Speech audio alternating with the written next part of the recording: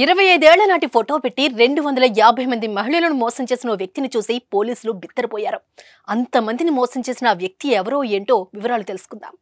దేశంలోని లక్షలాది మంది యువతీ యువకులు తమ జీవిత భాగస్వామిని వెతకడానికి మ్యాట్రిమోనీ వెబ్సైట్లకు లాగిన్ అవుతారు. అయితే ఓ అంకుల్ అతని 25 ఏళ్ల క్రితం నాటి ఫోటోను మ్యాట్రిమోనీ సైట్ లో పోస్ట్ చేశాడు.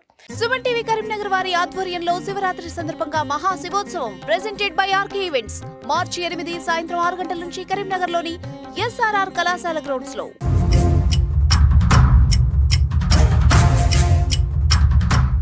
మ్యాట్రిమోనీ సైట్ లో నకిలీ ఖాతా తెరిచి ఏకంగా 250 మంది మహిళలు యువతులను మోసం చేసిన ఈ ఉదంతం ఇప్పుడు వెలుగులోకి వచ్చింది. మనం కళ్లతో చూసే అబ్బాయిలను అమ్మాయిలను నమ్మలేని తరుణంలో మ్యాట్రిమోనీ సైట్ లో కనిపించే అబ్బాయికి లేదా అమ్మాయికి పెళ్లి చేసే ముందు 1కి 100 సార్లు ఆలోచించి వాళ్ళలో నిజానిజాలు తెలుసుకుని ముందుకెళ్లాలి.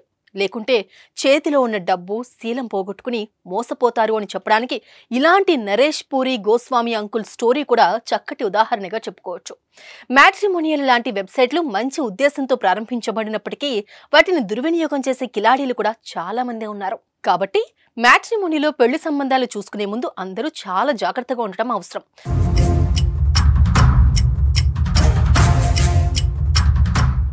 250 మంది మహిళలను యువతులను పెళ్లి చేసుకుంటారని మోసం చేస్తున్న నిందితుడు నరేష్ పూరి గోస్వామిని బెంగళూరు సిటీ రైల్వే పోలీసులు అరెస్ట్ చేశారు. మ్యాట్రిమోనియల్ వెబ్సైట్ లో నకిలీ ఖాతాలు సృష్టించిన నరేష్ పూరి గోస్వామి అలియాస్ నరేష్ అనేక మందిని మోసం చేస్తున్నాడని పోలీసుల విచారణలో వెలుగు చూసింది.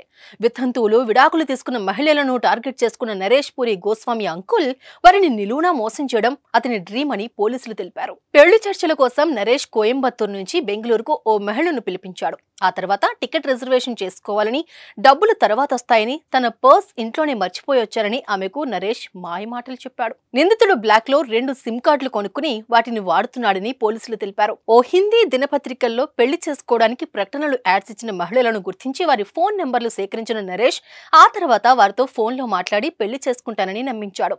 పోలీసుల విచారణలో రాజస్థాన్ కు చెందిన 56 మంది మహిళలు, ఉత్తరప్రదేశ్ కు చెందిన 32 మంది మహిళలు, ఢిల్లీకి చెందిన 32 మంది మహిళలు, అలాగే కర్ణాటకకు చెందిన 17 మంది మహిళలు, ఇక మధ్యప్రదేశ్ కు చెందినటువంటి 16 మంది మహిళలు, మహారాష్ట్రకు చెందినటువంటి 13 మంది మహిళలు, గుజరాత్ రాష్ట్రానికి చెందినటువంటి 11 మంది మహిళలను మోసం చేసినట్లు వెలుగు చూసింది.